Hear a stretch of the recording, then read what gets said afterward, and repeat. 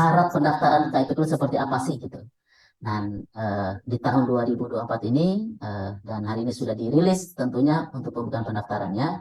eh, KIP Kuliah kita tahu bersama bahwa bagaimana bisa meningkatkan akses ya untuk kepada mahasiswa yang kurang mampu. Jadi ini sudah jelas gitu adik-adik semua. Jadi sudah jelas bahwa KIP Kuliah itu adalah menyasar kepada kelompok kategori miskin dan rentan miskin.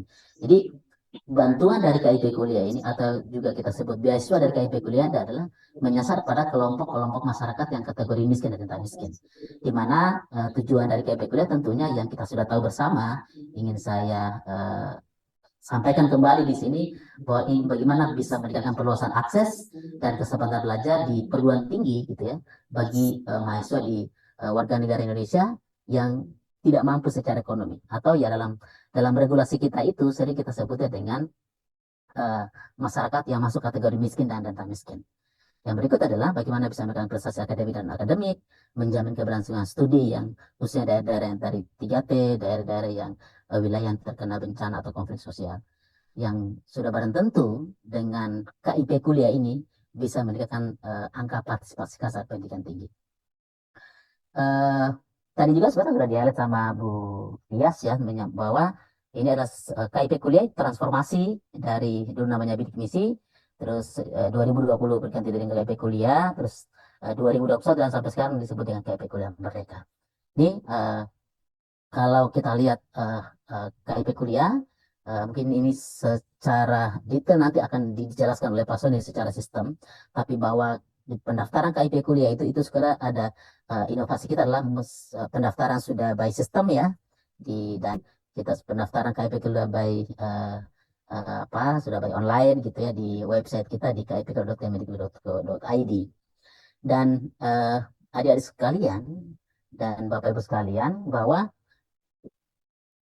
pendaftaran KIP kuliah dengan sistem yang kita bangun, yang dibangun oleh Kemendikbud tentunya khusus dalam hal ini Pusat Layanan Pembiayaan Pendidikan, itu sudah mengintegrasikan dengan sistem yang ada di Dapodik gitu ya, untuk mengecek bahwa apakah betul siswa yang pendaftar KIP kuliah itu datanya ada di Dapodik itu. Itu kita sudah integrasikan. NISN-nya, NPS-nya, dan NIK kita sudah integrasikan dengan Dapodik. Kita juga sudah mengintegrasikan dengan yang disebut dengan BP3 gitu.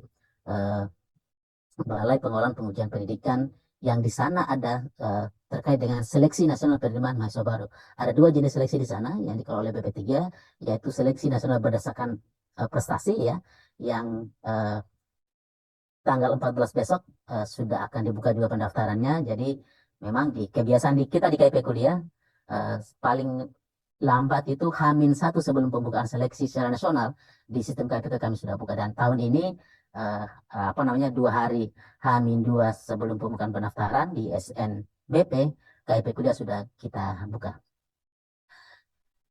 Yang berikut kita juga sudah mengintegrasikan dengan DTKS Kemensos ya sebagai data induk kita terkait dengan data kemiskinan di negara kita ini gitu, dan juga kita sudah mengintegrasikan dengan data P3K terkait dengan kemiskinan ekstrim yang dikelola oleh Kemenko PMK melalui Pusdatin. Kita sudah integrasikan juga dengan aplikasi Pintar. Aplikasi Pintar adalah sistem informasi program Indonesia Pintar yang di sana adalah daftar penerima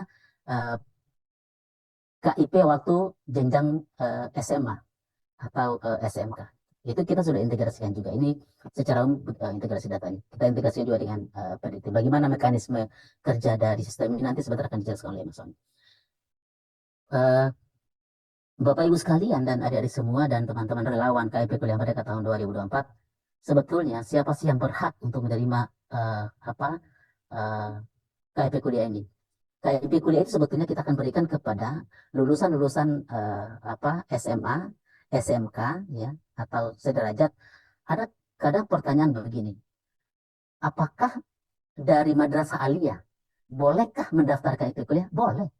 Jadi alumni SMA, SMK, madrasah aliyah atau sederajat itu. Termasuk sebetulnya apakah yang misalnya ini saya alumni paket dari Peringkat Kesetaraan yang paket C misalnya, apakah boleh? Boleh gitu. Yang persyaratan siapa yang berhak untuk dia bisa mendaftar KIP kuliah itu adalah dia lulusan tahun berjalan dan 2 tahun sebelumnya. Jadi kita bisa hitung nih. Nah kalau misalnya adik-adik sekalian mendaftar pada apa namanya di tahun 2024 ini, maka yang bisa mendaftar itu adalah berarti lulusan tahun 2024 yang sekarang adik-adik sekalian yang sudah sedang mempersiapkan ujian gitu ya, sebentar lagi tentunya, dan adik-adik sekalian sudah bisa untuk mendaftar KIP kuliah gitu. Atau bagi adik-adik yang alumni tamatan SMA SMK madrasah atau sederajat di tahun 2023 dan tahun 2022 itu masih kita beri kesempatan. Jadi tahun berjalan dan 2 tahun sebelumnya lulus seleksi penerima mahasiswa baru gitu ya, yang baik perguruan tinggi apa akademik maupun perguruan tinggi vokasi yang diterima di perguruan tinggi, yang ini juga sebagai catatan gitu ya kepada adik sekalian, pastikan betul bahwa uh, program studinya sudah terakreditasi gitu, dan yang sekarang bukan cuma akreditasi perguruan tingginya apa prodinya, akreditasi perguruan tingginya juga gitu. Ini kita sudah cantumkan juga di pedoman pendaftaran kita bahwa penting adik-adik sekalian untuk bisa mengetahui bahwa prodi yang sudah terakreditasi gitu, minimal C atau baik gitu ya, dan begitu dengan perguruan tingginya gitu, memiliki potensi akademik baik, namun dia berasal dari kelompok kategori miskin dan tak miskin. Uh, ada banyak sekali pertanyaan. Sebetulnya kategori miskin yang manakah yang akan kita prioritaskan sebagai penerima KIP kuliah? Gitu. Di pedoman pendaftaran yang akan juga kita rilis tentunya ya, dan bisa dibaca juga di situ nanti akan kami rilis di sistem KIP kuliah, bahwa yang kita prioritaskan sebagai penerima KIP kuliah itu adalah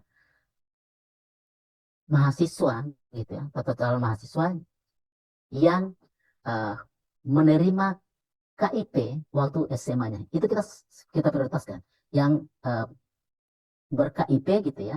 Dan waktu SMA-nya itu kita sangat prioritas sebagai penerima KIP. Jadi karena ini adalah sebuah keberlanjutan gitu ya, pendidikan dari SMA lalu kemudian melanjutkan kepada perguruan tinggi, maka yang ber-KIP waktu SMA itu sangat diprioritaskan. Kenapa yang ber-KIP juga diprioritaskan? Karena kan yang ber-KIP itu sudah pasti dia akan terdata dalam DTKS gitu. Jadi adik-adik sekalian, jangan saatnya jangan ragu ya, bahwa apalagi adik sekalian punya KIP waktu SMA-nya, itu jangan ragu bahwa ini ada kesempatan emas gitu, yang adik-adik sekalian untuk bisa mengenyam pendidikan di perguruan tinggi gitu, dengan yang disebut dengan KIP kuliah. Adik sekalian terkena dengan biaya, ini ada KIP kuliah untuk bisa memfasilitasi adik sekalian untuk bisa melakukan pendidikan tinggi gitu. Yang berikut adalah siapa yang prioritas berikut yang bisa uh, menerima, yang bisa mendaftar dan bisa nanti menerima KIP kuliah, itu adalah masyarakat yang terdata dalam TKS gitu ya, yang orang tuanya dari PKH. Ini juga di negara kita sudah sangat familiar nih, anak dari orang tua yang terima PKH itu pasti dia kelompok kategori yang miskin atau mahasiswa dari keluarga pemegang kartu keluarga sejahtera. Ini catatan penting juga kepada adik sekalian bahwa prioritas-prioritas penerima dari KIP kuliah gitu. Yang berikut adalah ini sudah 2 tahun terakhir uh, oleh Kemendikbud dan dalam hal ini Pusat Layanan Pendidikan, bahwa kita prioritaskan juga adalah mahasiswa yang masuk dalam kelompok masyarakat miskin maksimal pada desil 3 pada data percepatan penghapusan kemiskinan ekstrim gitu. Jadi pada PPKE gitu ya, itu yang ditetapkan oleh Kemenko PMK, itu ada disebut dengan data kemiskinan ekstrim. Apalagi ya, ada target Pak Presiden Jokowi bahwa di tahun 2004 itu terkait dengan kemiskinan ekstrim sudah zero gitu. Jadi sehingga KIP kuliah juga memprioritaskan kepada masyarakat yang terdata dalam P3 apa PPKS sekarang namanya, data percepatan penghapusan kemiskinan ekstrim. Yang berikut adalah anak dari panti asuhan ya, panti sosial ini kita prioritaskan juga sebagai penerima KIP kuliah. Dan sangat banyak ya pertanyaan ya Pak Yon ya. Ini Pak Yon juga banyak juga berinteraksi dengan kita terkait dengan banyak masyarakat mempertanyakan, saya ini tidak punya KIP waktu SMA-nya. Saya juga tidak terdata dalam DTKS gitu. Saya di data P3K juga tidak termasuk. Panti asuhan juga tidak. Lalu kemudian, apakah harapan saya untuk mendaftar KIP lalu kemudian tidak bisa saya lakukan? Atau saya tidak punya peluang untuk mendaftar KIP kuliah? Adik-adik sekalian, persyaratan KIP kuliah itu kita nyatakan atau gitu. Jadi ber-KIP waktu SMA-nya atau terdata dalam TKS yang ditandai dengan dia penerima bansos PKH atau dia pemegang KKS kartu keluarga sejahtera gitu ya. Terus eh, atau dia masuk dalam data P3K atau eh, apa namanya dari anak panti asuhan. Lalu kemudian yang tadi tidak termasuk, adik-adik sekalian masih punya kesempatan untuk mendaftar ke IP kuliah. Kalau betul-betul masuk dalam kelompok kategori miskin, itu bisa kita dalam dalam pedoman pendaftaran itu gitu ya, dan dalam regulasi kita bahwa mahasiswa yang gabungan pendapatan orang tuanya gitu ya tidak lebih dari 4 juta gitu. Jadi kalau jadi digabungkan ya, digabungkan antara penghasilan orang ayah sama ibu, terus digabungkan itulah eh, apa namanya pendapatan kotor gabungan dari orang tua atau wali gitu. Itu maksimum 4 juta gitu. Atau kalaupun dia lebih dari 4 juta, misalnya 5 juta nih, itu kan nggak termasuk nih. Namun kalau dia dibagi dengan jumlah anggota keluarganya itu tidak lebih dari 750.000 gitu. Itu boleh.